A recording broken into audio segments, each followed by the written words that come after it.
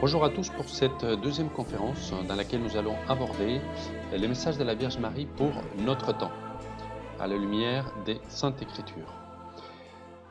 Et nous allons continuer tranquillement à visiter tous ces messages, à accueillir tous ces messages. Pour ça, je vous invite qu'on commence d'abord par une petite prière afin que Marie prépare nos cœurs, nos intelligences. Au nom du Père et du Fils et du Saint-Esprit. Amen. Je vous salue Marie, pleine de grâce, le Seigneur est avec vous. Vous êtes bénie entre toutes les femmes, et Jésus, le fruit de vos entrailles, est béni. Sainte Marie, Mère de Dieu, priez pour nous pauvres pécheurs, maintenant et à l'heure de notre mort. Amen. Au nom du Père et du Fils et du Saint-Esprit. À la première conférence, on est arrivé jusqu'à Sreker et la Salette, donc maintenant on va prendre la relève. Mais avant, je vous invite à regarder les dates. C'est toujours très intéressant. Si nous voyons que la Salette est arrivée en 1846, la Sainte Vierge, Fatima 1917, il y a eu Lourdes, mais en fait, Lourdes, moi, je n'en parle pas parce que elle donne pas un message pour le monde, destiné vraiment au monde. Amsterdam 1945 et 1959. Garabandal prend la relève de 1961 jusqu'à 1965. Puis, elle part au Japon, à Akita, 1973 à 1981.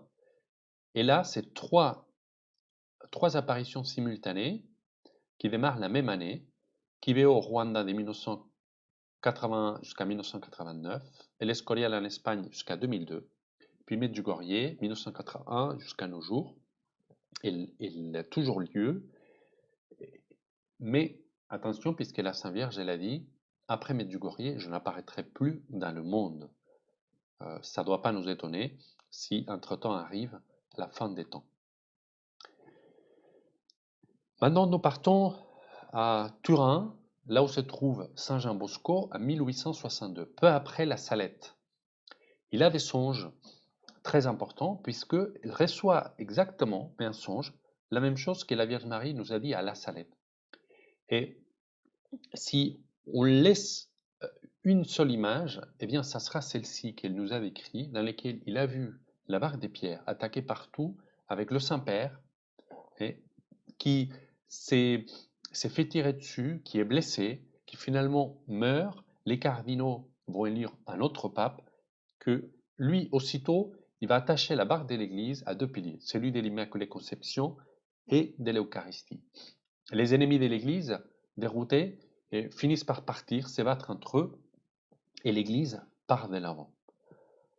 Voilà ces songes si précis et si intéressants de Saint Jean Bosco aussi pour cette époque-là.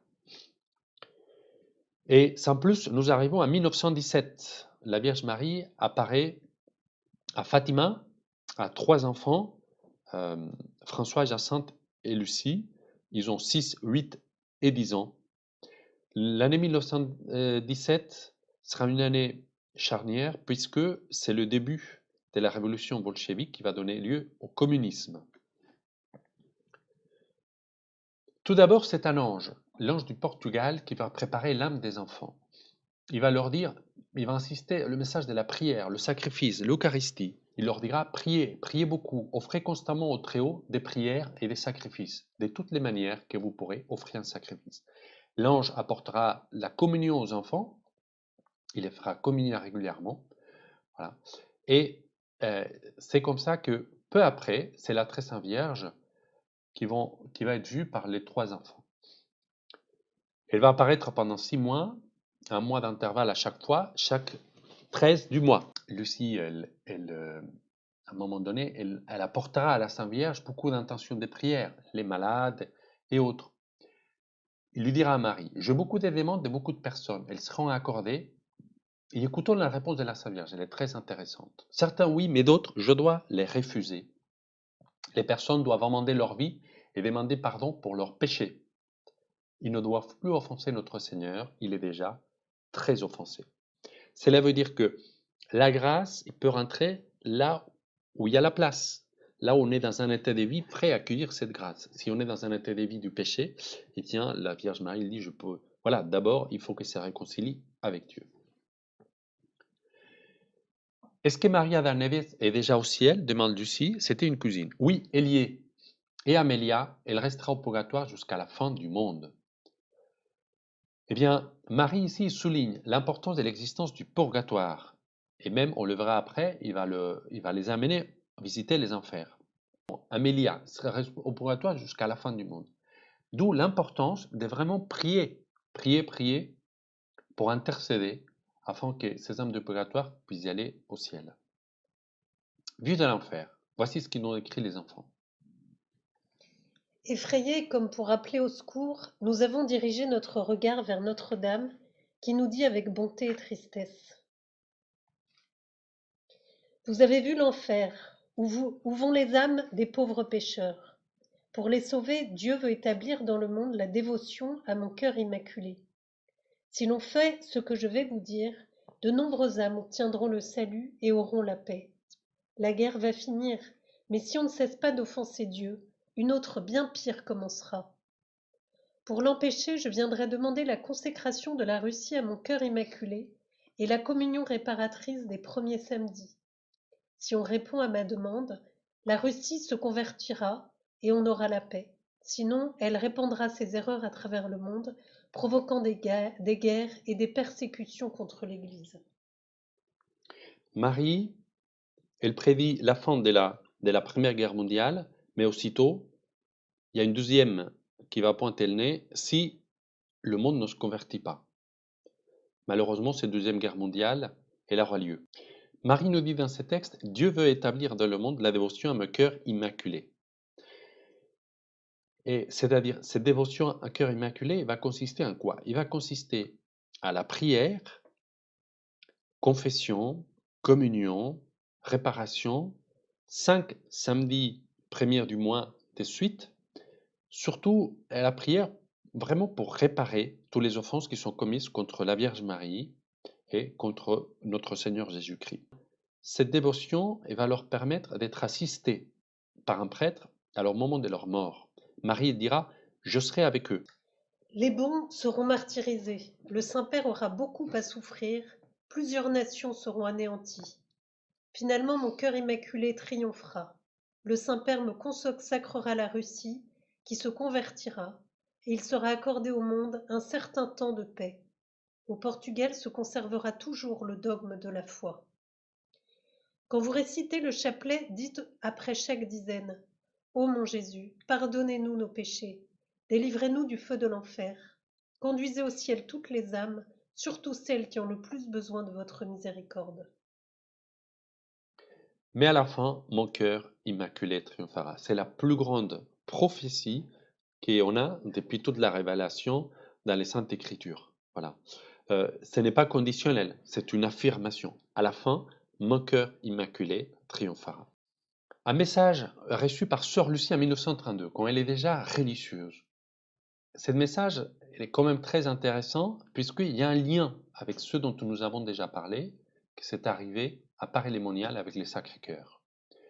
Ils n'ont pas voulu écouter ma demande, comme le roi des France, ils se repentiront, et ils le feront, mais ça sera tard. Voilà. Donc, c'était quelle demande? De consacrer France au cœur sacré de Jésus et mettre le symbole de croix sacrée de Jésus dans les étendards. C'est quelque chose qui ne sera pas fait, la révolution sera là. Eh bien là, il ne s'agit pas de la révolution. Oui, ça a été une autre révolution. Cette fois-ci, ça sera le communisme. Date, très intéressant. 1981, le 13 mai, anniversaire des apparitions de Fatima, c'est la date de l'attentat du pape Jean-Paul II. Une fois passé l'attentat, même quand il était encore à l'hôpital, convalescent, il a demandé qu'on leur rapporte tout le dossier de Fatima, parce que très vite il a compris qu'il y avait un lien. Et il s'est rendu compte que la Russie n'avait jamais été consacrée selon la demande de la Sainte Vierge. C'est comme ça qu'en 1982, il fait consacration. Mais cette consacration sur l'osserie lui dira, de part de la Vierge, qu'elle ne sera pas valide, puisqu'elle n'a pas été faite de façon explicite en nommant la Russie, ni un lien avec une unité avec tous les évêques du monde. Il va recommencer en 1984, cette fois la deuxième consacration sera valide, même si ce ne sera pas avec tous les évêques du monde.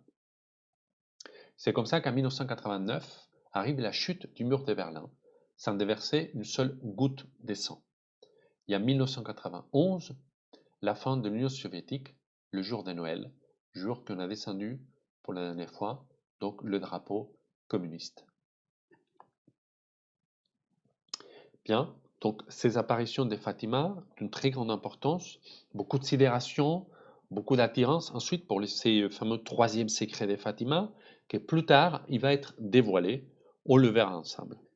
Ici sur cette photo, vous voyez la Vierge Marie de Notre-Dame de Fatima qui avait été rapportée au Vatican, hein, et Jean-Paul II en train de faire cette consacration, puis vous voyez aussi Jean-Paul II avec Sœur Lucie. Ils auront quand même grande amitié. Sœur Lucie elle sera très meurtrie de voir que la dévotion au cœur immaculé de Marie n'avait pas vraiment pris. Voir quand Jean-Paul II est allé à Fatima, à un moment donné, il a éclaté un sanglot.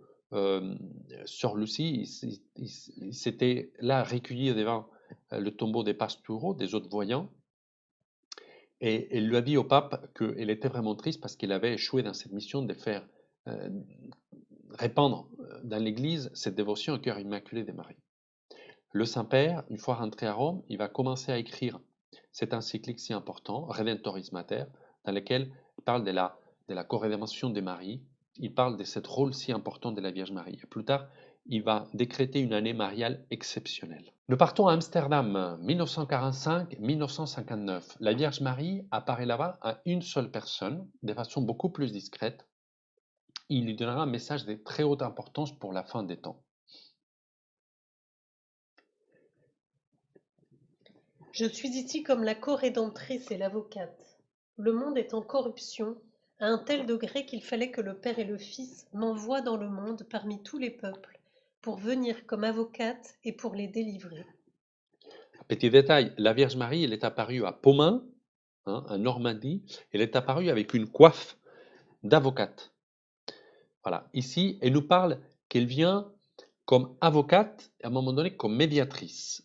Très important. Continuons à écouter son message. Ce monde est en corruption. Le monde subira désastre sur désastre. Du point de vue économique et matériel, le monde marche vers sa ruine et l'a atteinte. La religion devra mener un dur combat. On veut l'anéantir. Ce sera fait avec tant de raffinement que presque personne ne s'en souciera. Elle nous parle des désastres. Cette image à Lourdes, elle est arrivée 2 fois à quelques mois d'intervalle, il y a quelques années, et depuis, c'est des désastres et des désastres. Maintenant, on se demande à quand le prochain, un peu partout, à quand le prochain. Mes pieds sont solidement posés sur le globe de la terre, parce que le Père et le Fils veulent, en ce temps-ci, dans ce monde-ci, m'envoyer en qualité de corédemptrice, médiatrice et avocate. Et tel sera l'objet du nouveau et dernier dogme marial. Ce dogme sera fortement controversé, mais il sera promulgué. Médiatrice, parce que elle, c'est le pont, celle qui accueille un peu toutes nos pétitions et qui les apporte à Jésus, celle qui fait l'intercession. Voilà, c'est la plus grande intercession, celle de la Vierge Marie. Avocate, parce qu'elle est notre avocate, surtout au moment de notre mort. Le démon, il est là pour montrer nos mauvaises œuvres, mais il est là aussi pour nous défendre et pour intercéder auprès de son Fils pour qu'on soit sauvé dans notre jugement particulier.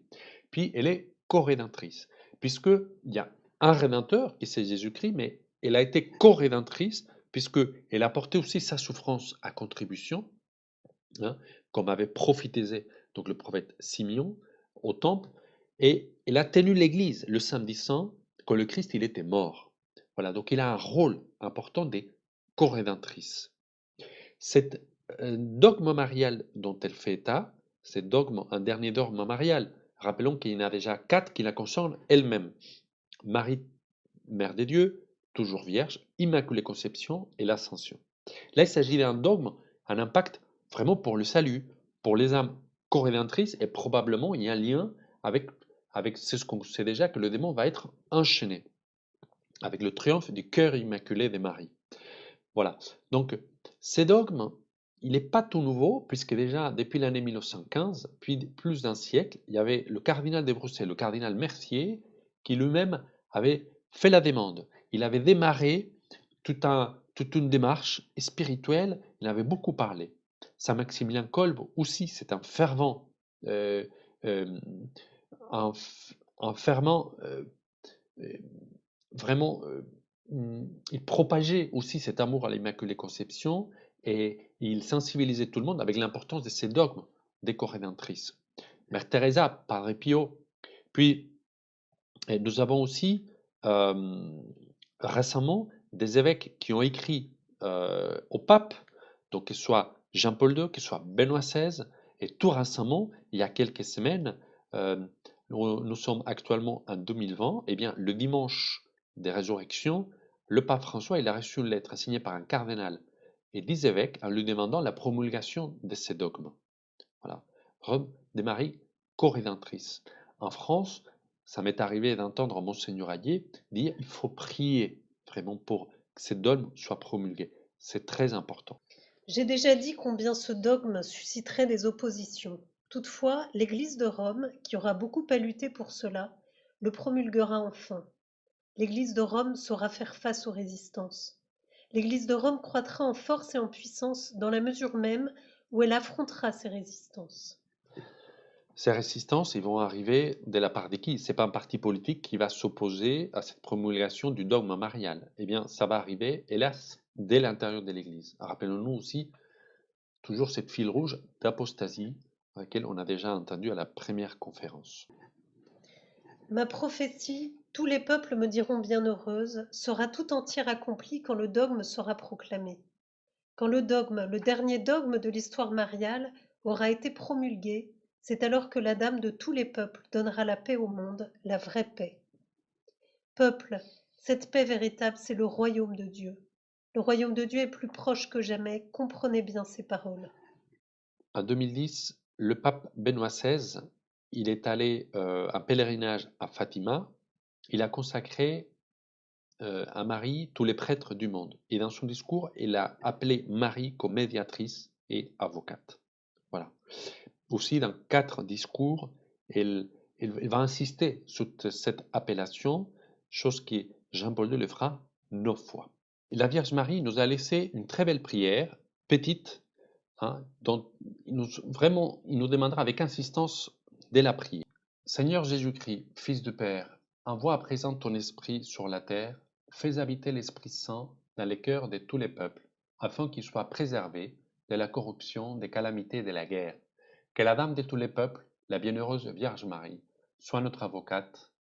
Amen. Cette prière, qui contient aussi l'imprimature de l'évêque, eh bien, maintenant, il est très répandu dans le monde. Mais vous voyez, toujours, hein, très important, le lien qui existe entre une apparition et les autres. Voilà, ça serait dommage connaître uniquement que les apparitions de Fatima ou celles d'Amsterdam et pas comprendre que c'est toujours la même Vierge, mais qui va d'un endroit à un autre et qui fait monter en puissance, parfois en fonction des réponses, des réactions, d'accueil ou pas de son message, d'intentions connues ou pas connues, dévoilées ou pas dévoilées. Et c'est comme ça qu'en 1960, cette apparition finit en 1959 à Amsterdam. Eh bien, un an plus tard, il demande à Sœur Lucie de Fatima, dans laquelle il aura toujours une relation très particulière, eh bien, il lui dit, dis au pape de faire connaître le troisième secret de Fatima au monde. Le pape ne le fera pas. Eh bien, la Sainte Vierge, il ne reste pas avec les bras croisés. En 1961, il apparaît en Espagne à Galavandal, et ce pendant tout le Concile Vatican II, jusqu'à 1965. La Vierge Marie apparaîtra à ses 4 fillettes, et là, pour le coup, il va tout chambouler, puisque il va s'apparaître des centaines, voire des milliers de fois. On dit jusqu'à 2000 fois ces apparitions. Au niveau ecclésiastique, ils étaient complètement dépassés, voire ils n'ont pas vu de très bon oeil le message de la Vierge Marie dans lequel il parle d'une crise dans l'Église et notamment du clergé. Mais la relation de la très sainte Vierge avec la fillette, elle sera vraiment tout à fait extraordinaire, puisque oui, on a connu Lourdes, on a connu Fatima, il apparaît quelques fois, mais c'est une relation très proche, mais, mais pas familiale. Or ici, ça devient très très familial. Et les fillettes diront, c'est comme une amie, c'est comme une mère. On lui raconte tout, on lui parle vraiment de nos vies quotidiennes. Ils vont même jouer à cache-cache. avec la Sainte Vierge. Et la Sainte Vierge, quand leur apparaît, parfois, ils leur laissent même toucher et prendre dans leurs mains la couronne d'étoiles. Et quelquefois, elle apparaît avec l'enfant Jésus dans ses bras, et bien, le dépose dans les bras des fillettes. Les fillettes, ils jouent avec l'enfant Jésus. Parfois, même, ils lui posent la question, qui s'occupe de lui quand tu viens sans lui? Qui s'occupe de lui au ciel? Est-ce qu'il a un babysitter? Comment ça se passe? Et, et aussi, bah, c'est vraiment des fillettes, hein, donc les mois passants, ils étaient inquiets parce que l'enfant Jésus ne grandissait pas. Donc, ils disent, est-ce qu'il est malade? Est-ce qu'il a vu un médecin? Voilà. Donc, c'est vraiment une relation tout à fait particulière, la Sainte Vierge. Alors, ces apparitions seront aussi très eucharistiques. Vous vous souvenez qu'à Fatima, c'est d'abord un ange qui apportait la communion aux enfants et qui leur parlait. Ici, ça sera la même chose. Ça sera l'ange Michel, Saint Michel. Et l'ange va leur apporter la communion. Et ici, il y aura un miracle. Mais cet miracle, à vue de tout le monde, ça ne sera pas comme à Fatima, le soleil en train de danser. Ici, ça sera que tout le monde verra l'Eucharistie lors d'une de ces communions. Voyez aussi la photo. Donc, l'ange qui dépose sur les lèvres de Conchita l'Eucharistie.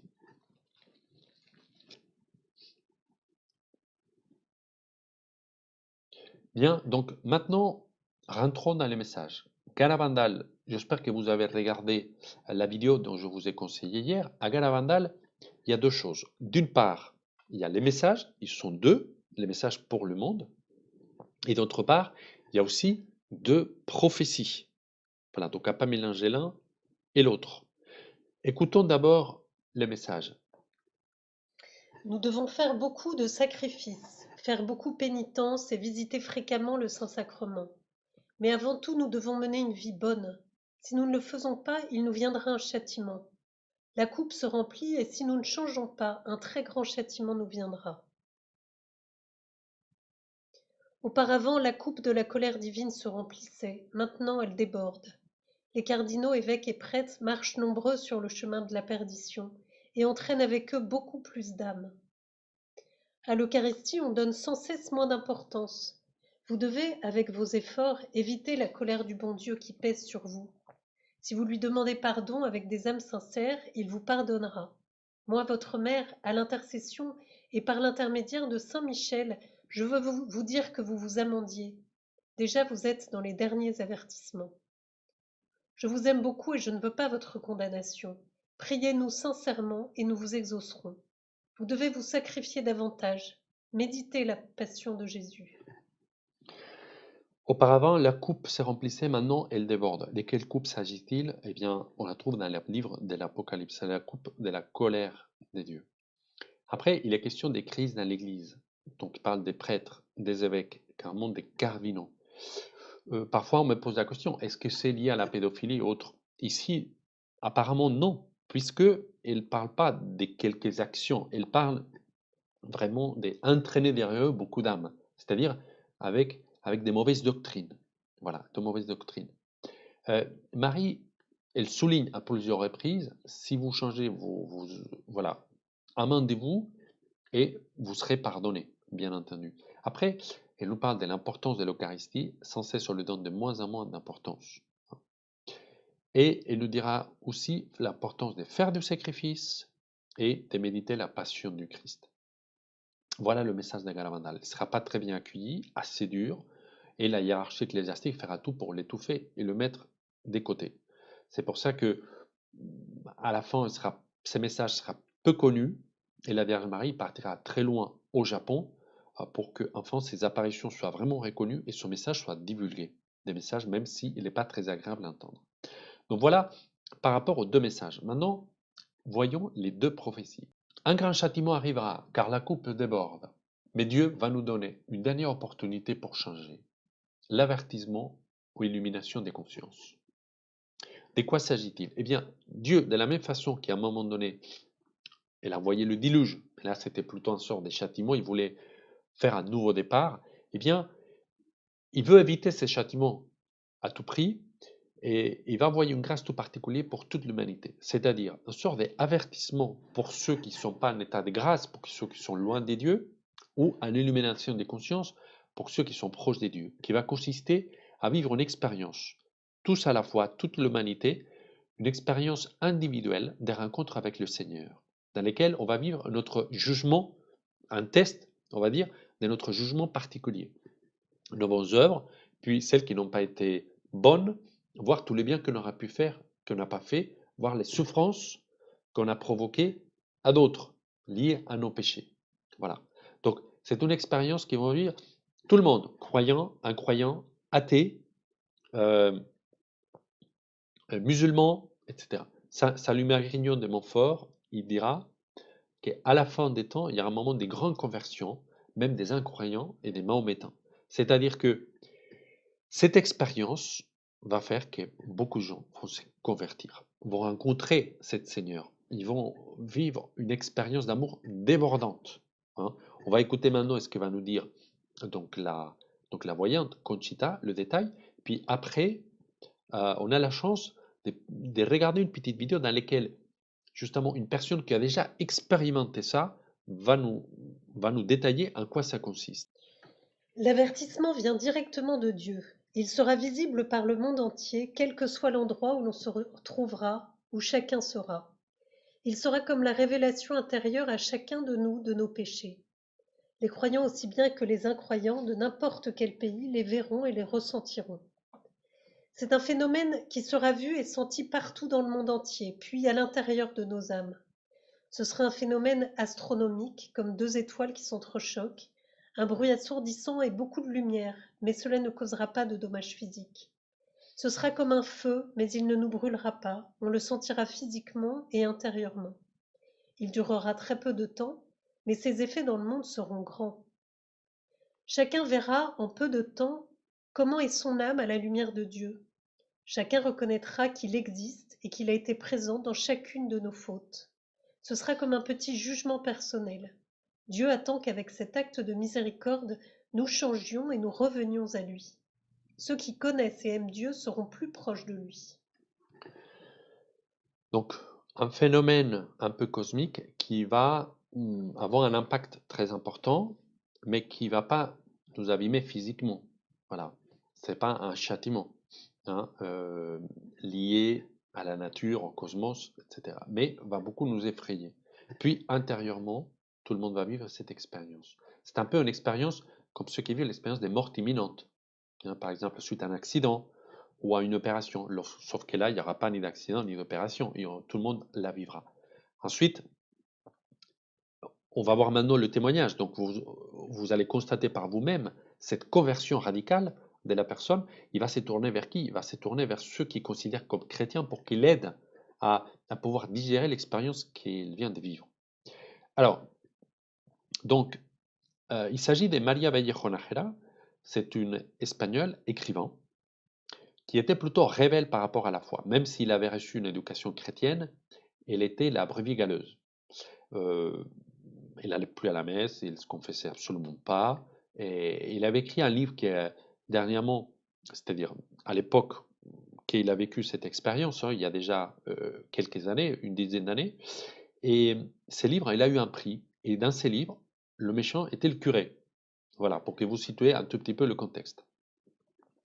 Alors, elle se trouve dans un pèlerinage à Medjugorje. Malgré elle n'avait pas vraiment envie d'y aller. C'était la dernière chose à laquelle il pensait, mais elle se trouve dans cette pèlerinage. Et elle ne communie pas, elle ne se confesse pas. Tout son quart s'est déjà confessé. Voilà, elle ne prie pas vraiment, mais bon, elle suit le groupe et elle râle, elle râle, elle râle. Alors, tout d'un coup, sort de l'église. Elle se dirige vers une salle à l'extérieur, là où il devait avoir lieu une conférence d'un des voyants. Et en sortant de cette église, voilà, elle est dehors, et c'est là où tout s'arrête, et elle vit l'expérience que vous allez écouter maintenant. Y andando hacia ese hangar, que es una distancia como de 50 metros, 40 metros, en mitad de la nada, al aire libre, sin pensar siquiera en la Virgen ni en Jesús ni nada, se paró todo lo que estaba a mi alrededor. Todo. La gente, el ruido, los sonidos. Yo recuerdo que era un día muy bonito, un día de sol, un día de mayo.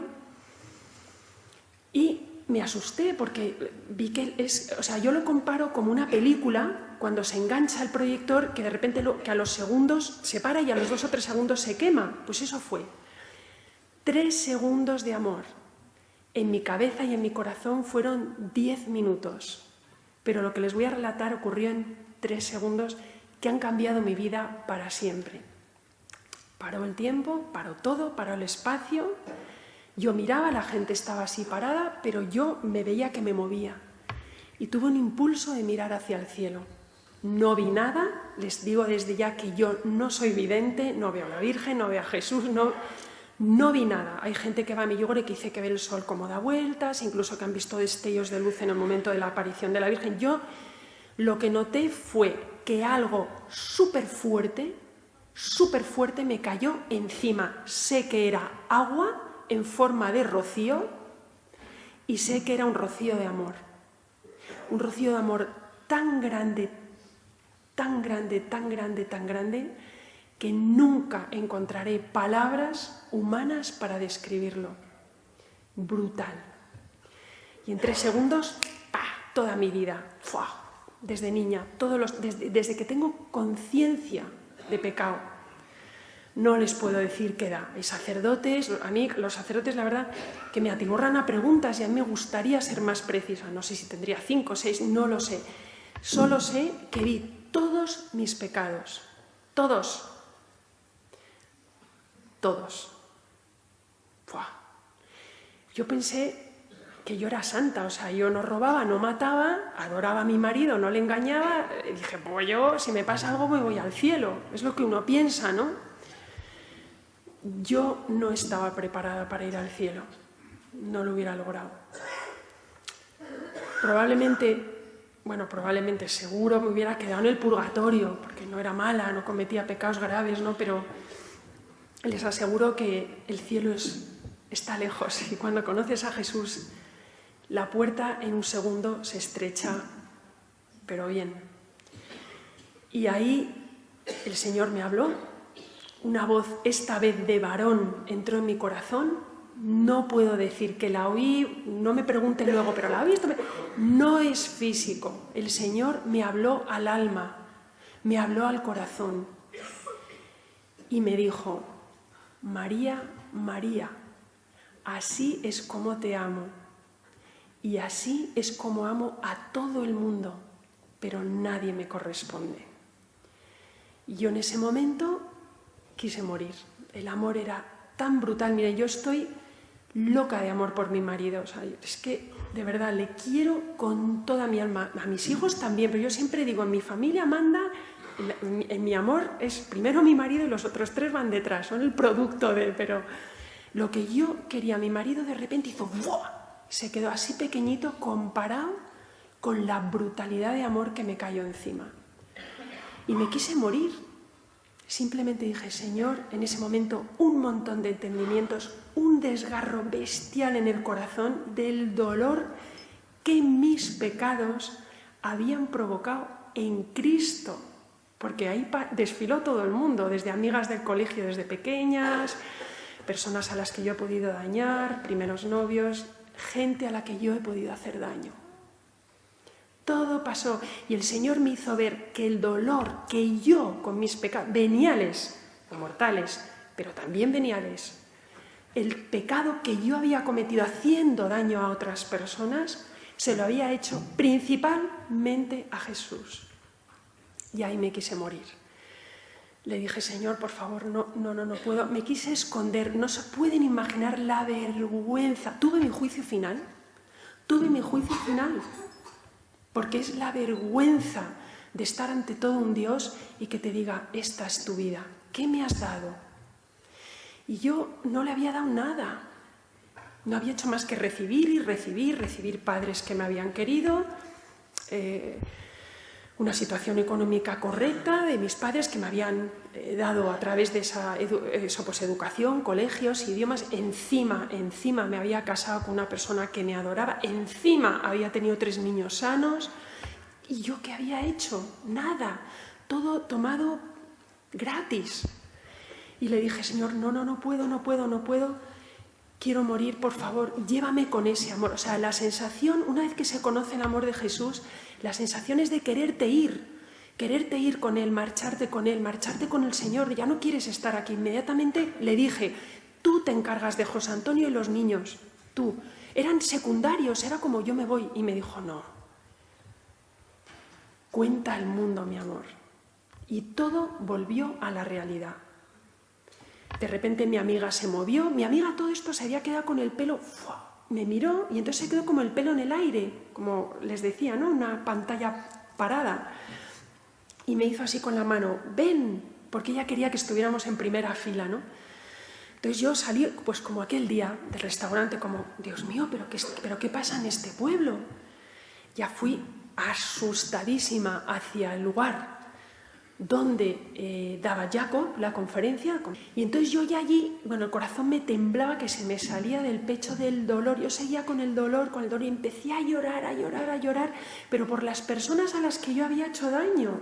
A mis padres, hasta rabietas, tenía cosas del colegio, novios, no sé, pero ¿por qué he tenido yo que hacer daño a los demás? Y yo, y a llorar. Entonces decían, ¡ay, cómo le gusta a María lo que cuenta el vidente! Y yo decía, sí, eso es por él. Pero claro, yo no me atrevía a contar, ¿no? No me atrevía. Bueno, estuvimos rezando mucho, aprendí a rezar el rosario, y entonces es muy gracioso porque el sacerdote este que les dije, el padre O'Malley, el primer día dijo, chicos, quien se quiera confesar, estoy a su disposición. Y se confesó todo el mundo menos yo, que no me casaba desde mi boda.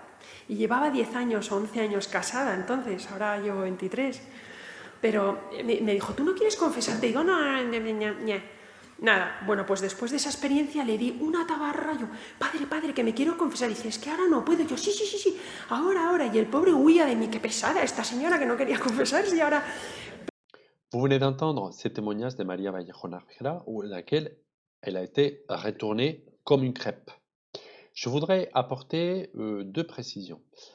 D'une part, lorsqu'elle parle qu'elle a vu tous ses péchés, il s'agit des péchés non confessés, ou mal confessés, dans lesquels il n'y avait pas un vrai regret de toutes ses fautes. Sinon, elles sont pardonnées, sont effacées, logiquement. Puis après, il y en a qui posent la question, mais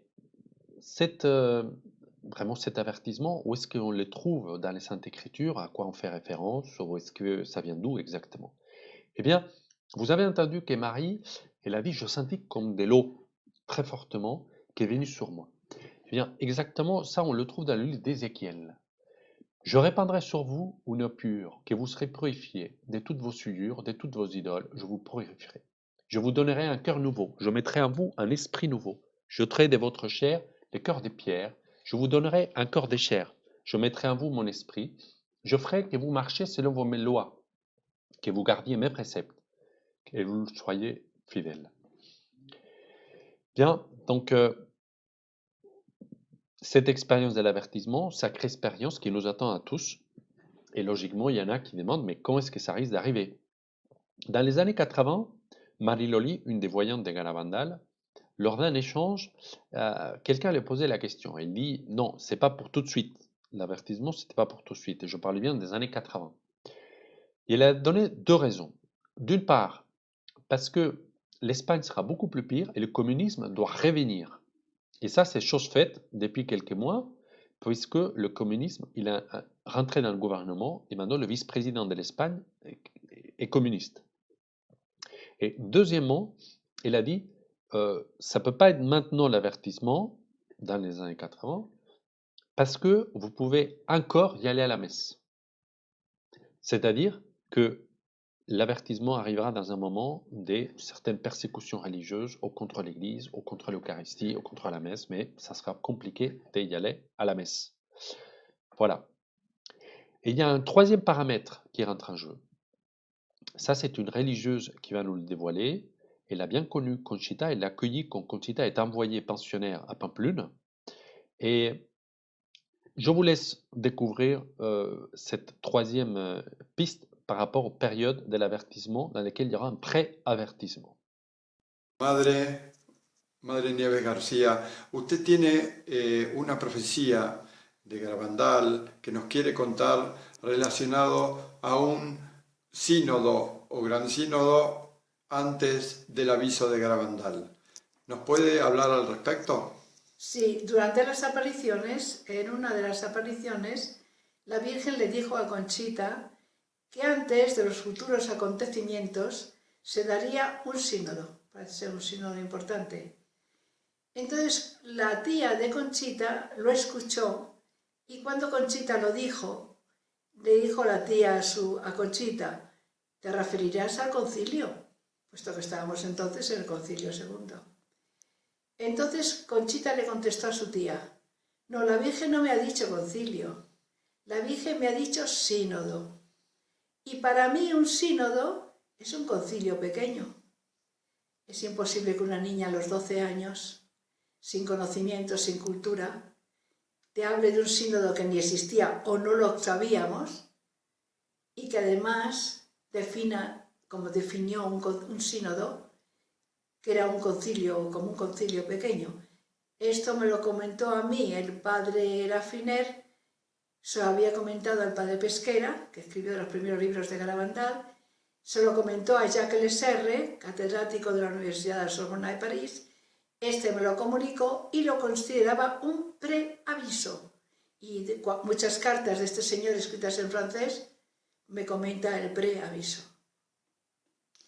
Muchas gracias, Madre Nieves. Que todo sea para mayor gloria de Dios y amor a la Virgen. Vous avez entendu le témoignage de la sœur dans lequel il nous donne un peu cette préavertissement, qu'il y aura un synode. Alors on attend un synode polémique, un synode problématique, peut-être lié au message des Garavandal, dans lequel il est question de cette sorte d'apostasie, des prêtres, des évêques cardinaux qui vont par le mauvais chemin.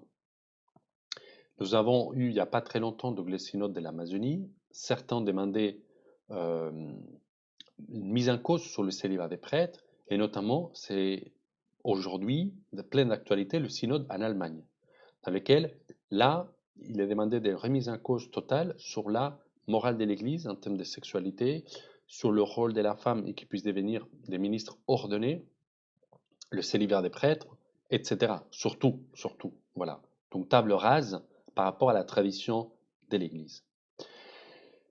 Bon, donc ça, c'est par rapport à l'avertissement. Maintenant, on va continuer à écouter ce que nous dit Conchita concernant la 12e prophétie. Il s'agit de quoi? Un grand miracle qui doit arriver maximum un an après l'avertissement. Et elle doit le prévenir 8 jours avant. Il s'agit de ce grand miracle dans lequel, voilà, tous ceux qui seront là vont se convertir, personne ne va douter que ça vient de Dieu, etc. Écoutons Conchita. Le grand miracle se produira moins d'un an après l'avertissement. Il se produira dans le ciel, il se verra si nettement que ça ne fera aucun doute qu'il vient de Dieu. Il sera très beau, il sera une manifestation de l'amour de Dieu. Il sera immensément grand, beaucoup plus grand et plus important que celui de Fatima. Ce sera le miracle le plus grand que Jésus ait fait pour le monde. Aussi ne pourra-t-on douter en rien qu'il vient de Dieu et qu'il est fait pour le bien de l'humanité. Les personnes présentes en seront tellement bouleversées qu'aucune ne repartira en doutant. Tout comme le châtiment que nous méritons sera très grand, le miracle sera immensément grand à la mesure des nécessités du monde. Conchita connaît la date exacte, elle devra la communiquer au monde 8 jours avant. Il sera visible à Garabandal et aux alentours. Ce sera un jeudi vers 20h30, festivité d'un martyr de l'Eucharistie. Cela coïncidera aussi avec un événement important, rare, singulier, dans et pour l'Église et toute la chrétienté. Ces grands miracles, c'est quelque chose que la Vierge Marie dira aussi qui va se produire à Medjugorje. On le verra un peu plus tard. Donc, 2 lieux, au même moment, ces grands miracles. Ensuite, il y aura une trace qui sera laissée sur les lieux, une trace indestructible. Personne ne pourra douter de la présence des dieux, de l'existence des dieux. C'est une sorte de lumière, ou quelque chose de sorte. Puis, il y a un moment donné, si vous avez prêté attention, à la fin, Conchita, il dit, ça va coïncider avec un événement rare et important dans l'Église. De quoi s'agit-il? Il s'agit de l'unité retrouvée entre l'Église orthodoxe et l'Église catholique. Conchita, il le dira à un moment donné, suite à quelques suggestions de la Sainte Vierge, et on le retrouve aussi dans d'autres messages, par ailleurs. Il y a des spécialistes qui disent que c'est à ce moment-là, avec tous les évêques du monde, cette fois-ci avec tous les évêques du monde, que Russie sera à nouveau consacrée au cœur immaculé de Marie, et que là, il se convertira, et derrière elle, beaucoup d'autres nations. Voilà donc ces aspects des Garavandal si importants, l'avertissement, le miracle, et après, espérons qu'il soit conditionnel, donc le châtiment. Écoutons maintenant ce que Conchita nous dit concernant le châtiment. Le châtiment arrivera, il s'agira de la manifestation de la justice de Dieu comme une conséquence des péchés des hommes d'avoir mal utilisé leur liberté. Conchita dit, le grand miracle aura lieu avant le châtiment, mais si le monde change, il n'y aura pas de châtiment. S'il a lieu, les 2/3 de l'humanité périront. En voyant la désolation, les survivants auront préféré mourir. Ceux qui resteront se convertiront et viendra une période d'amour et de paix pour l'humanité. Si nous vivons dès maintenant cette période de paix et d'amour, il n'y aura pas de châtiment. C'est la fin des temps, mais pas la fin du monde. Voilà, donc finalement, nous savons déjà, châtiment, cette période d'amour et de paix, si on se convertit, espérons, suite à l'avertissement et au grand miracle, donc il n'y aura pas des châtiments, puis c'est la fin des temps, mais ce n'est pas la fin du monde. Alors, Conchita, elle sera très proche de Mère Teresa, ainsi que du Padre Pio. Vous la voyez ici dans cette photo, comme elle est avec, très proche ici de Mère Teresa, donc elle-même sera marraine d'un des enfants de Conchita. Il est important de souligner quand même que Conchita va rencontrer 2 fois le pape Paul VI, qui dira sur Garavandal, c'est la plus belle histoire jamais racontée, puisque c'est une 12e vie de la Vierge Marie sur la terre, étant donné qu'elle avait énormément de manifestations et d'apparitions. On raconte qu'il y a à peu près 2000 à Garavandal auprès des fillettes. Mais un détail quand même important qui peut passer inaperçu, c'est que après d'avoir rencontré Conchita, Paul VI, il va mener un changement dans le droit canon, dans lequel désormais sera plus obligatoire avoir l'imprimature d'un évêque pour écrire en matière des révélations, en matière des messages, en matière d'apparitions qui ne sont pas encore reconnues, puisque Paul VI s'est rendu compte que le clergé local, il n'était pas vraiment très intéressé à mener une enquête sérieuse sur les apparitions des Garavandal. Donc, ce petit changement dans le droit canon a une énorme importance, puisque c'est grâce à ça qu'on a pu entendre parler des apparitions et d'autres encore dans nos jours, et des prêtres, etc., écrire sur ces apparitions non reconnues, puisqu'il n'y a plus besoin de l'imprimature de l'évêque. Je vous ai dit qu'elle était proche aussi de Padre Pio, qu'il a rencontré, et Padre Pio envoyait certains de ses fils spirituels en pèlerinage à Garavandal. Même Padre Pio, lors des contacts qu'il avait privilégiés avec la Sainte Vierge lui parlait des Garavandal et des fillettes. Et c'est ainsi que suite à une rencontre avec Conchita, Padre Pio, déjà très malade, il va demander que le petit voile qu'on va mettre sur son visage, une fois que son corps sera exposé avant de la mise en bière et de fermer son cercueil, eh bien, ces petits voiles ensuite sont envoyés à Conchita. Et Conchita le garde chez elle. Tellement était intense cette relation spirituelle, où Padre Pio avait compris l'importance des Garavandal. Il dira, ils croiront à la fin à Garavandal, mais il sera déjà trop tard. Et on parle des instances ecclésiales par rapport à ça.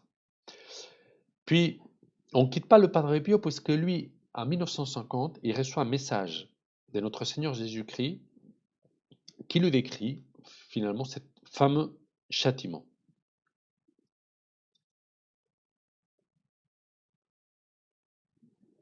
Un grand châtiment se prépare. Ce sera effroyable comme jamais depuis la création du monde.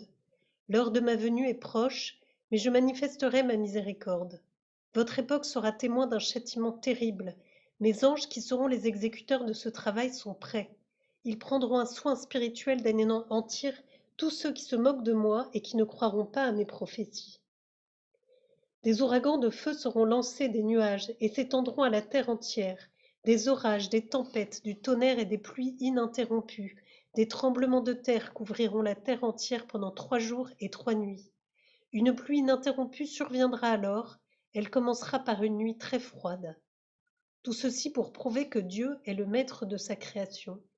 Ceux qui espèrent et croient en mes paroles n'auront rien à redouter, ni ceux qui répandent mon message, car je ne les abandonnerai pas. Aucun mal n'arrivera à ceux qui seront en état de grâce et chercheront la protection de ma mère. Voilà l'importance de chercher la protection de ma mère. De la même façon qu'il y avait Noé qui a fait son arche pour se protéger du déluge, eh bien, nous avons l'arche de la nouvelle alliance, Marie, le cœur immaculé de Marie, pour se protéger. Voilà, il faut rentrer dans l'arche. Comment? C'est consacrer à Marie, prier Marie, vivre tous ses conseils, vivre un peu avec une certaine radicalité l'évangile. Voilà la meilleure façon de rentrer dans l'arche de Marie.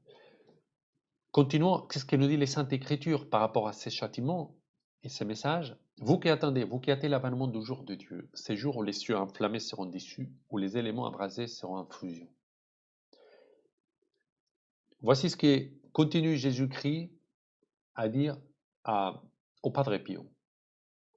Pour vous préparer à cette épreuve, je vous donnerai des signes et des instructions. La nuit sera très froide, le vent surgira après un certain temps, le tonnerre se fera entendre. Fermez toutes les portes et les fenêtres, ne parlez à personne de l'extérieur. Agenouillez-vous devant votre crucifix, regrettez vos péchés. Priez ma mère pour obtenir sa protection. Ne regardez pas dehors pendant le tremblement de terre, parce que le courroux de Dieu est saint. La vue des effets de sa colère, vous ne la supporteriez pas. Ceux qui négligeront cet avertissement seront abandonnés et instantanément tués de frayeur par la colère divine. Le vent emportera des gaz empoisonnés qui se répandront par toute la terre. Ceux qui souffriront innocemment seront martyrs et entreront dans mon royaume. Satan semblera triompher un instant, mais après 3 nuits, le tremblement de terre et le feu cesseront et le jour suivant, le soleil brillera de nouveau. Il est question des 3 jours et 3 nuits, ce qu'on appelle les jours des ténèbres. On les trouve aussi dans les Saintes Écritures, ces jours des ténèbres, dans lesquels uniquement, nous dira un peu plus tard la Vierge Marie, les cierges bénis donneront de la lumière. Ils seront des ténèbres, comme tous ces châtiments, à laquelle personne doute que tout ça, ça vient des dieux. C'est-à-dire des ténèbres très basses qui le prendront tout. Voilà. Ce ne sera pas une catastrophe naturelle, un phénomène naturel. Voilà. Donc, ce sera quelque chose, personne ne va douter que ça vient des dieux. Écoutons ce que nous disent les Saintes Écritures. Il y eut des éclairs, des fracas, des coups de tonnerre, il y eut grand tremblement de terre, depuis que sur la terre il y a des hommes, il n'y eut jamais de tremblement de terre aussi grand. Je ferai des prodiges en haut dans le ciel, et des signes en bas sur la terre, du sang, du feu, un nuage de fumée. Le soleil sera changé en ténèbres, et la lune sera changée en sang, avant que vienne le jour du Seigneur, jour grand et manifeste. Alors quiconque invoquera le nom du Seigneur sera sauvé. Écoutons maintenant la dernière partie de ces messages transmis par Jésus au Padre Pio, dans lesquels il nous raconte qu'est-ce que sera l'après. On le sait déjà, nouvelle Pentecôte, civilisation de l'amour. Après ces châtiments, les anges descendront du ciel et répandront l'esprit de paix sur la terre. Un sentiment de gratitude incommensurable prendra possession de tous ceux qui survivront à cette terrible épreuve. Le soleil donnera à nouveau sa chaleur et sa lumière remplacera les ténèbres.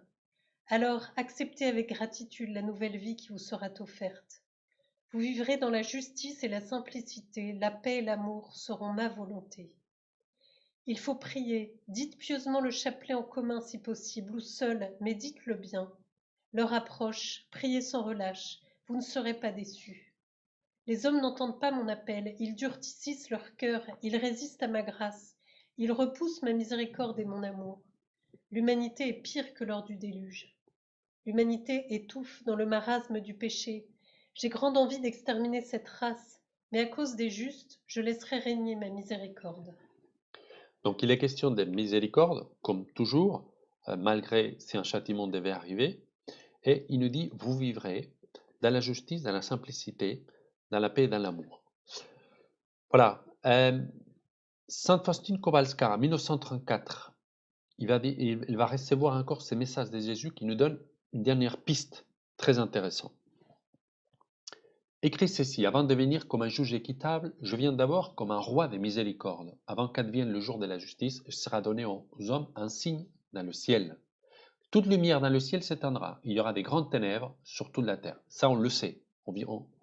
On l'a déjà entendu à plusieurs reprises. En revanche, le signe de la croix se montrera dans le ciel et des plaies des mains et des pieds du Sauveur sortiront des grandes lumières qui, pendant quelque temps, illumineront la terre. C'est-à-dire que tout le monde verra, personne ne doutera que juste avant ces 3 jours des ténèbres, tout au début, tout le monde verra le signe de la croix au ciel et les signes des plaies et des mains, des grandes lumières. Voilà. Donc personne, vous voyez, personne ne pourra douter que tout ça, ça vient des dieux. On ferme ces chapitres liés à Garabandal, mais même si on va dans les autres apparitions, vous allez voir, on va réentendre à nouveau la même chose. La Vierge Marie, je vous l'ai dit tout à l'heure, elle part au Japon, Akita, 1973. C'est une image, une statue de Notre-Dame de tous les peuples qui était dans cette chapelle, qui va se manifester à une religieuse, qui va pleurer 101 fois. Elle va recevoir des messages, il verra par le moment la Sainte Vierge.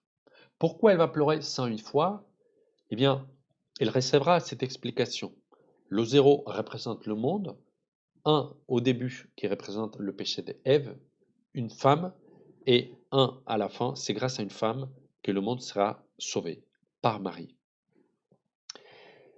Monseigneur Ito, donc l'évêque de ce diocèse, il a tout de suite voulu approuver ces apparitions et le message.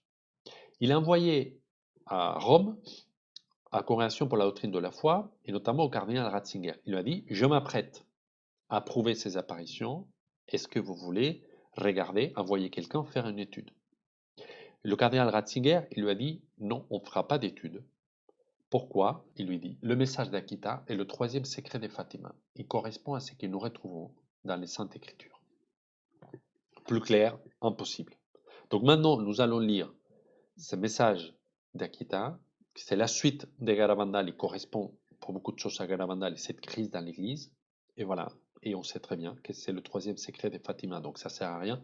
Continuons à chercher et à s'obséder avec cette fameuse 3e secret. Comme je te l'ai déjà dit, si les hommes ne se repentent et ne s'améliorent pas, le Père infligera un châtiment terrible à l'humanité entière. Ce sera alors un châtiment plus grave que le déluge, tel qu'il n'y en a jamais eu auparavant.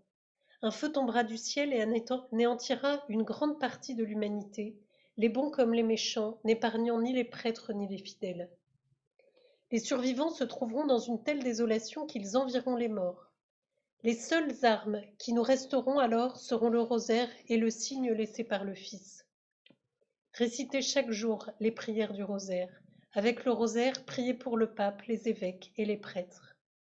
L'action du diable s'infiltrera même dans l'Église, de sorte qu'on verra des cardinaux s'opposer à des cardinaux, des évêques contre d'autres évêques. Les prêtres qui me vénèrent seront méprisés, combattus par leurs confrères. Les églises, les autels saccagés, l'Église sera pleine de ceux qui acceptent les compromis. Et le démon poussera beaucoup de prêtres et de consacrés à quitter le service du Seigneur. C'est à nouveau une affaire d'évêques, c'est à nouveau une affaire des cardinaux, c'est à nouveau le démon qui s'est infiltré dans l'Église, même Paul VI, il le dira. Donc la fumée des Satans est rentrée dans le Vatican. Et dans ces contextes, il lui dit, faites attention, l'Église sera une Église un peu de compromis. Beaucoup vont accueillir le compromis. Le compromis avec quoi? Avec, voilà, donc c'est plus une Église qui va contre un courant, qui prend sa croix et qui va en avant. Mais on va nous prêcher une foi simple, facile, qui va avec l'air du temps. Et Marie, elle dit aussi ces prêtres fidèles, ceux qui sont mariés, et tout ça, ils seront persécutés. Écoutons ce que nous dit Saint Paul, hein, toujours lié à tous ces chamboulements qui nous attendent. L'Esprit dit clairement qu'au dernier temps, certains abandonneront la foi pour s'attacher à des esprits trompeurs, à des doctrines démoniaques. Ils seront égarés par le double jeu des menteurs dont la conscience est marquée au fer rouge. Vous voyez cette photo? 40 ans après, à Quito, au jardin du Vatican, les deux papes en train de bénir cette statue de Saint Michel Archange. Voilà, donc nous arrivons maintenant à 1981. Hein. Donc au début de cette conférence, je vous ai dit 3 apparitions importantes cette année-là. L'Escorial, Quibeau et Medjugorje. Commençons par l'Escorial, rapidement. La Vierge Marie, ça paraît, il va dire à nouveau les mêmes choses, il va parler aussi de l'avertissement, châtiment, etc. Mais en plus, il va demander la création d'un institut religieux. Elle envoie des vocations, des jeunes vocations, et elle dira, vous devez ouvrir des maisons, on sort des maisons pour personnes âgées, des EHPAD, pour que les personnes âgées puissent finir leur jour dans un environnement chrétien, se réconcilier, se sauver et aller au ciel. Donc, vous voyez ici donc, cette photo des jeunes religieuses, comment ils veillent sur les personnes âgées. Tout ça par l'initiative de la Très Sainte Vierge. Écoutons maintenant les messages. Je suis la Vierge des douleurs. Je veux qu'on construise en ce lieu une chapelle en l'honneur de mon nom. Qu'on vienne de toutes les parties du monde y méditer la passion de mon Fils qui est complètement oubliée. Si on fait ce que je dis, il y aura des guérisons. Cette eau guérira. Quiconque viendra ici réciter quotidiennement le rosaire sera béni par moi. Beaucoup seront marqués d'une croix au front. Faites pénitence, faites oraison. Le châtiment est très proche. Il viendra sur la terre une obscurité intense qui durera 3 jours et 3 nuits. Rien ne sera visible. L'air deviendra pestilentiel et nocif et causera du mal, et pas seulement aux ennemis de la religion. Pendant les 3 jours de ténèbres, il n'y aura pas de lumière artificielle. Seuls les cierges bénis brûleront durant ces jours de ténèbres. Les fidèles devront rester dans leur maison, priant le rosaire et implorant la miséricorde divine. Ce sera le jugement des nations, le jour du Créateur. Voilà, il nous a encore dit les mêmes choses avec quelques précisions supplémentaires. Et là, on est en 1981. Donc, nous ne sommes pas quelques années auparavant ou encore quelques siècles auparavant. Et quelqu'un pourrait dire, tout ça, c'est déjà arrivé. Donc, non, elle parle vraiment d'avenir. Avant le châtiment, il y aura un avertissement dans le ciel. Un astre illuminera la terre. Tout le monde le verra. Le monde semblera en flammes, durera 20 minutes. Beaucoup mourront de frayeur, mais ceux qui croiront en Dieu et en la Vierge seront en extase. Après l'avertissement et avant le châtiment, il y aura un miracle. Là, cette fois-ci, ça va être Jésus qui parle, c'est pas Marie, donc à la voyante de l'Escorial, et il va le donner d'une autre façon encore les mêmes choses. Jésus, annonce ma fille que je suis comme le père du fils prodigue. Quiconque vient à moi sera sauvé, car j'attends les bras ouverts. Je suis très triste. Dis-leur que les trompettes sont sur le point de sonner. Malheur à celui qui ne sera pas prêt lorsqu'il entendra ces sons. Si les hommes ne changent pas et s'ils continuent à abuser de ma miséricorde, le monde se verra entraîné dans une grande guerre. Plusieurs nations seront détruites. Il y aura beaucoup de morts, des nuages de feu tomberont et embrasseront la terre. Tout cela sera la chose la plus horrible que l'humanité n'aura jamais connue. Le jugement des nations est très proche. Dis-leur à tous de prier, de confesser leurs fautes, de se repentir. Il faut qu'au moins un tiers de l'humanité se sauve. Bien, donc vous voyez, il s'agit bien du jugement des nations, jour du Créateur, dont nous parle les Saintes Écritures.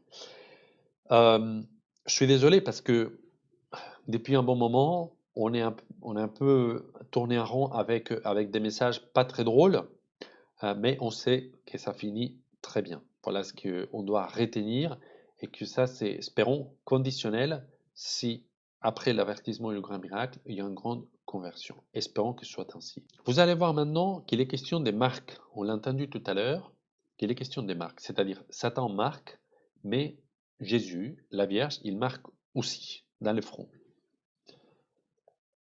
Je marque des fronts et Satan traque cette marque.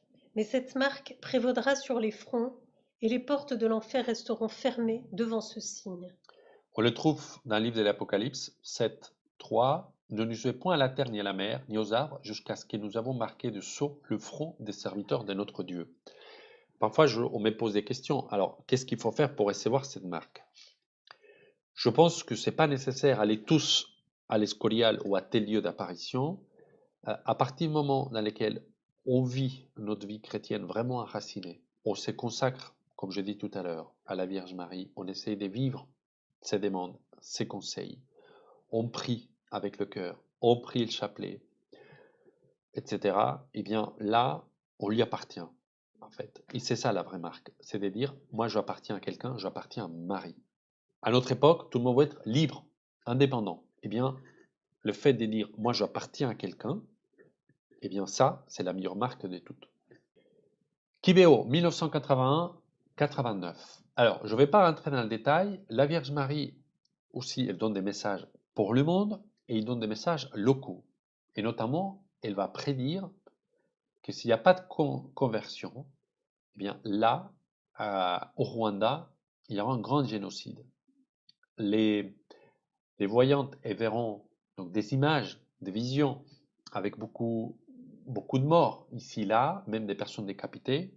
L'interprétation ecclésiale et de certains prêtres, sur le moment, ça sera que c'est des images du rationalisme, de ceci et de cela. Mais en fait, malheureusement, le génocide arrivera, car il n'y a pas eu de conversion, et bien, ça sera des centaines de milliers de morts. Sur Kiveo, si on écoute et on lit ces petits résumés qui nous fait Alphonsine, la principale voyante. Là, c'est pas la Vierge Marie qui parle, mais c'est cette voyante. Il nous dit ainsi. Le monde arrive à sa fin. Le retour de Jésus est proche. La Reine des anges vient pour nous conseiller de nous préparer à la venue de son Fils. Nous devons souffrir avec Jésus, prier et être des apôtres pour se préparer à sa venue. Voilà. Et c'est comme ça que nous arrivons maintenant à Medjugorje. 1981 jusqu'à nos jours, c'est toujours d'actualité. Mais il est certain que la Vierge Marie, il commence à montrer qu'il y a quand même des changements. Jusqu'à il n'y a pas très longtemps, les 2 du mois, il y avait une apparition publique avec un message. Et là, ça a été stoppé. Il sera une question des secrets, des 10 secrets. Certains, ils ont les 10 secrets, mais pas tous. Et à un moment donné, ces secrets, ils seront dévoilés au monde. Mais avant de rentrer dans ces messages sur les événements à venir, je voudrais qu'on fasse une petite visite sur la notion spirituelle de Medjugorje. Il y aura beaucoup de choses à dire, mais juste quelques éléments à tenir en compte. D'abord, sa mission. Je suis avec vous et aujourd'hui, je me réjouis de ce que le Très-Haut m'a fait le don d'être avec vous, de vous enseigner et de vous guider sur le chemin de la perfection. Courage, petits enfants, je décidé de vous guider sur le chemin de la sainteté. C'est-à-dire que Marie s'installe un temps si long à Medjugorje. Il voit que dans d'autres lieux, et notamment en Europe, ces messages n'ont pas été accueillis, il n'y a pas eu cette conversion. Donc là, c'est comme s'il changeait un tout petit peu de stratégie. Bon, c'est mon interprétation, à laquelle elle s'installe sur place, elle attire des foules, elle les convertit, et les permet de vivre une expérience spirituelle complètement inouïe, et à laquelle ils rentrent dans leur lieu d'habitation, dans leur propre pays, et ils deviennent des apôtres. Ils rentrent transformés, un peu comme l'exemple que vous avez entendu tout à l'heure de Maria Vallejo Nájera, cette expérience qu'elle a vécue à Medjugorje. D'autres, ils la vivent dans le sacrement de la confession, etc. Mais il y a des vraies conversions. Donc Marie, elle prend possession de ces lieux, elle devient un peu le curé. Ce n'est pas un sanctuaire, c'est une paroisse, comme si elle donnait l'exemple de comment devraient être toutes les paroisses au monde. Et elle s'occupe de chaque pèlerin. Ça devient un lieu comme un hôpital spirituel. Voilà. Et les gens repartent transformés. Oui, le monde a perdu le sens des surnaturels. Il le retrouve à Medjugorje par la prière, le jeûne et la confession. Occupez-vous des Medjugorje, prenez soin des Medjugorje, ne vous laissez pas. Persévérez, soyez forts, je suis avec vous. Veillez sur Medjugorje et protégez ces lieux. C'est ce qu'il dira le pape Jean-Paul II au curé des Medjugorje. Voilà. Marie nous invite à vivre le Saint Caillou, la Sainte Messe, autant que possible, la confession tous les mois, le chapelet, le jeûne mercredi et vendredi, lecture de la Sainte Écriture, et le fruit, c'est la conversion. Elle dit, si vous vivez ces 5 cailloux, vous êtes vraiment sur le chemin des saluts.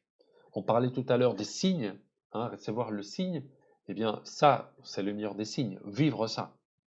Ce que Marie attend de nous et ce que Marie nous demande. Elle nous dira, Je vous invite, chers enfants, à bien saisir l'importance de ma venue et la gravité de la situation. Priez pour que tout ce que je voulais, ce qui se réalise à travers les secrets que j'ai commencé à Fatima puisse être accompli. Je veux sauver toutes les âmes et les offrir à Dieu. C'est pourquoi prions pour que tout ce que j'ai commencé puisse être pleinement réalisé. Chose complètement inouïe, la Vierge Marie, elle cite dans une apparition un autre lieu d'apparition. Et pourquoi? Parce que c'est tout un programme, c'est tout un projet. La Vierge Marie, c'est de nous guider, arrêter l'action du démon et en même temps nous aider à obtenir le salut. Et c'est pour ça qu'il dit le plan que je commençais à Fatima et la dévotion du cœur immaculé, etc., etc. Je suis venu appeler le monde à sa conversion pour la dernière fois, après je n'apparaîtrai plus sur terre. Pourquoi? Parce que si la fin de temps arrive, ce qui nous attend après n'a plus besoin des apparitions mariales puisqu'on sera déjà en harmonie avec Dieu, ici sur cette terre. Mais Satan, lui, ne dort pas à travers le modernisme, il vous dévie et vous conduit sur ce chemin. La Sainte Vierge dit à Mariana, il a écouté bien, parce que c'est complètement en lien avec ce que nous avons entendu, de ce qu'avait reçu le pape Léon XIII.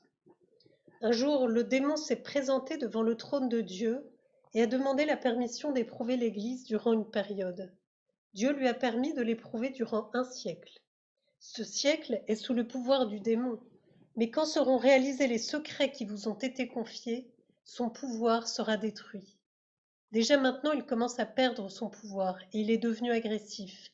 Il détruit les mariages, soulève des divisions entre les prêtres, suscite des obsessions, des meurtres. Vous devez vous en protéger par le jeûne et la prière, surtout la prière communautaire. Portez avec vous des signes bénis, mettez-en dans vos maisons, revenez à l'usage de l'eau bénite. Voilà, donc elle ne peut pas être plus claire. On ferme la boucle, hein, donc avec le siècle du démon, puis il nous donne encore des conseils spirituels, comment il faut se protéger de l'action du démon. Sur les événements à venir, Concernant le 8e secret, Myriana est effrayée et prie Notre-Dame d'avoir pitié de l'humanité. La Vierge Marie lui répond: J'ai prié, le châtiment a été adouci. Les prières répétées et les jeûnes atténuent les châtiments de Dieu, mais il n'est pas possible d'éviter entièrement le châtiment. Va par les rues de la ville, compte ceux qui glorifient Dieu et ceux qui l'offensent. Dieu ne peut plus supporter cela. Myriana a dit: Avant que le signe visible soit donné à l'humanité, il y aura 3 avertissements au monde. Ils se produiront sous forme d'événements terrestres. Myriana en sera témoin. 10 jours avant ceci, Myriana avertira un prêtre de son choix. Le témoignage de Myriana sera une confirmation des apparitions et une incitation à la conversion du monde. Après les avertissements, le signe visible apparaîtra à l'endroit des apparitions de Medjugorje pour que tout le monde le voie.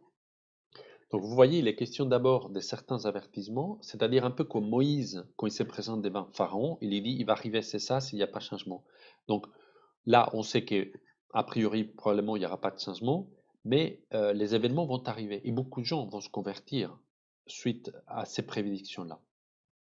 Dans ces 3 secrets, et on parle d'avertissement, très vraisemblablement, il y a aussi donc l'avertissement des Galavandal. Puis le 4e, après, c'est le signe visible qui sera laissé. Et là, on parle du grand miracle. Après le premier avertissement, les autres suivront peu de temps après, ainsi les gens auront-ils le temps de se convertir. Ce délai sera une période de grâce et de conversion. Après le signe visible, ceux qui seront encore vivants auront un peu de temps pour se convertir. Pour cette raison, la Sainte Vierge nous invite instamment à la conversion et à la réconciliation. L'invitation à la prière et à la pénitence a pour but d'éviter le mal et la guerre, mais surtout de sauver des âmes. Selon Myriana, les événements prédits par la Sainte Vierge sont proches. En vertu de cette expérience, Myriana proclame au monde: Convertissez-vous le plus vite possible, ouvrez vos cœurs à Dieu.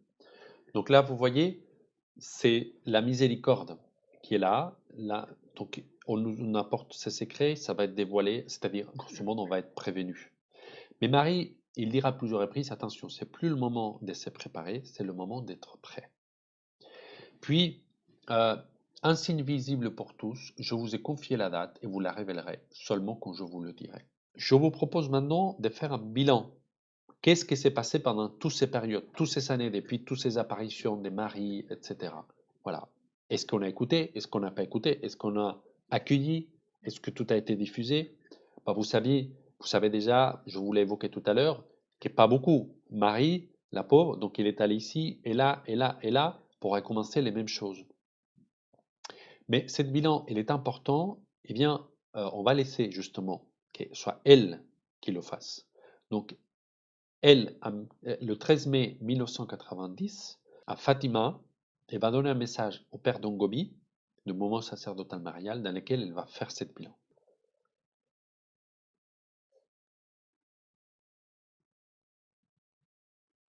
Je suis descendu du ciel il y a 70 ans dans cette cova d'Aïria pour vous indiquer le chemin à parcourir dans le cours de votre siècle si difficile. Les événements si douloureux qui se sont succédés se sont déroulés comme une réalisation plénière des paroles de ma prophétie. L'humanité n'a pas accueilli mon invitation maternelle à revenir au Seigneur sur la route de la conversion du cœur et de la vie, de la prière et de la pénitence. Elle a connu ainsi les années terribles de la Seconde Guerre mondiale, qui a entraîné des dizaines de millions de morts, de vastes destructions de peuples et de nations. La Russie ne m'a pas été consacrée par le pape avec tous les évêques, et ainsi elle n'a pas reçu la grâce de la conversion, et elle a diffusé ses erreurs dans toutes les parties du monde, provoquant guerre, violence, révolutions sanglantes, persécutions contre l'Église et le pape. Satan a été le dominateur incontesté des événements de votre siècle, conduisant l'humanité entière au refus de Dieu et de sa loi d'amour, répandant partout division et haine, immoralité et méchanceté, et faisant légitimer partout le divorce, l'avortement, l'obscénité et l'homosexualité, le recours à tous les moyens pour empêcher la vie. Bref, eh bien, Marie dresse un tableau dans lequel on a zéro pointé sur tout. Voilà. On n'a pas écouté ces messages, on n'a pas consacré la Russie comme il fallait, autant qu'il fallait. Le mal s'est répandu partout, les lois iniques, etc., etc. Voilà. Les guerres, les morts. Mais bon, Marie aussi va nous donner quand même de l'espoir. Vous commencez maintenant l'ultime décennie de ce siècle qui est le vôtre. Je descends du ciel pour que les derniers secrets vous soient révélés et que je puisse ainsi vous préparer à ce que vous devez vivre à présent pour la purification de la terre. Mon troisième secret que j'ai révélé ici aux 3 enfants à qui je suis apparu et qui jusqu'à présent ne vous a pas encore été dévoilé, sera rendu manifeste à tous par le déroulement même des événements. L'Église connaîtra l'heure de sa plus grande apostasie. L'homme inique s'introduira dans son intérieur et siégera dans le temple même de Dieu, pendant que le petit reste qui demeurera fidèle sera exposé aux plus grandes épreuves et persécutions. L'humanité vivra le moment de son grand châtiment et sera ainsi préparée à recevoir le Seigneur Jésus qui reviendra avec vous dans la gloire. C'est pourquoi aujourd'hui surtout, je descends encore du ciel par mes nombreuses apparitions, par les messages que je donne, par l'œuvre extraordinaire de mon mouvement sacerdotal marial, pour vous disposer à vivre les événements qui sont désormais sur le point de se réaliser, pour vous conduire par la main, de façon à parcourir le bout le plus difficile et le plus douloureux de votre second avent, et pour préparer les esprits et les cœurs de tous à recevoir Jésus au moment tout proche de son glorieux retour. Marie, elle nous dit, je viens encore une fois pour préparer, je vais continuer, je ne vais pas vous laisser tomber, je viens vous préparer à cette purification. Il y aura l'apostasie dans l'Église, il y aura le châtiment, mais après il y a vraiment le retour du Christ, d'abord spirituel, hein, avec cette effusion du Saint-Esprit, etc. Bien, je crois qu'il est important peut-être de faire une petite synthèse de chronologie par rapport à tous ces événements, de façon à ce que on ne soit pas trop perdu. Hein, et souvent on me la demande, voilà, pour y voir un peu plus clair. Donc, la synthèse est la suivante. Nous avons la grande tribulation, abolition de l'Eucharistie, abomination de la désolation, l'avertissement, illumination des consciences, l'antéchrist et le faux prophète, grand miracle, l'union des deux églises, le châtiment, jour des ténèbres, et tout ça pendant 3 ans et demi. C'est-à-dire, on ne sait pas à quel moment il commence, mais on sait que ça finit au moment des châtiments du jour des ténèbres et qu'il y a eu 3 ans et demi. Après, c'est la fin des temps, triomphe du cœur immaculé, nouvelle Pentecôte, civilisation de l'amour. C'est ça ce qu'il faut retenir. C'est triomphe du cœur immaculé, la nouvelle Pentecôte et civilisation de l'amour. Voilà.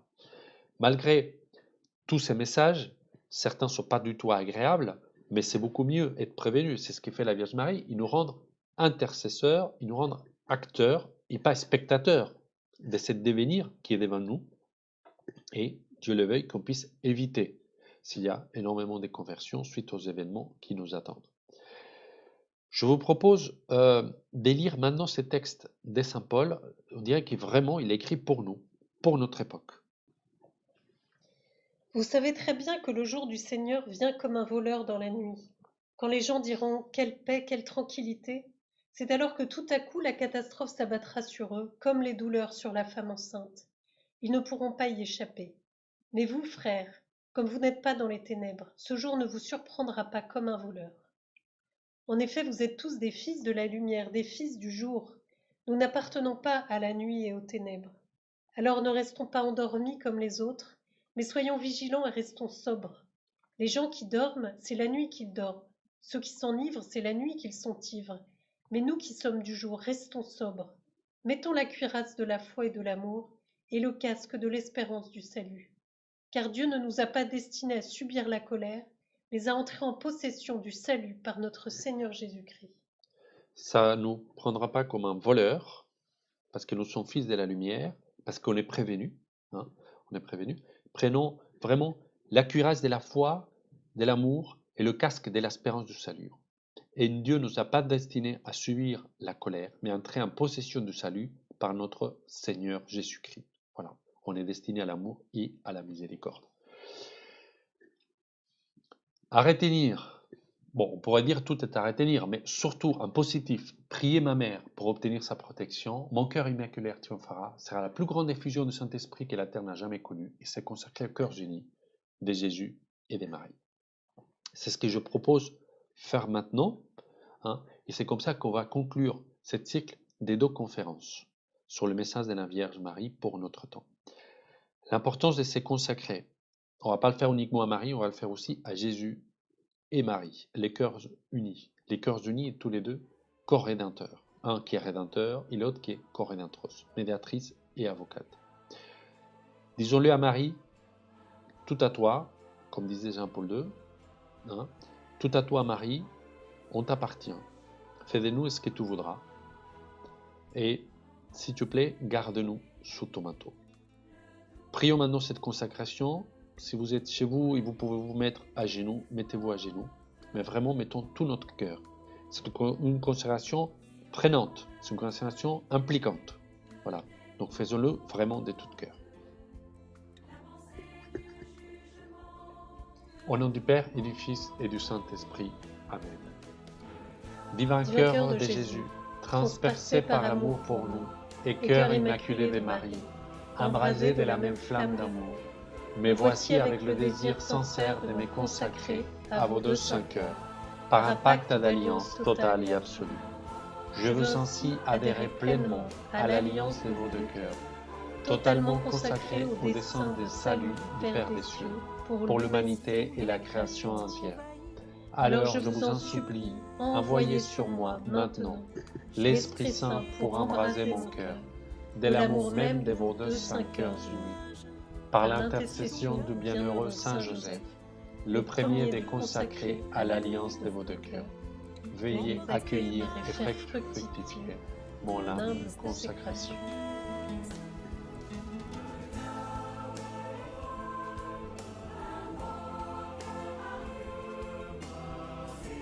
Je vous dis au revoir, prions les uns pour les autres, soutenons-nous dans la foi, comme des frères, puis on se retrouve au ciel.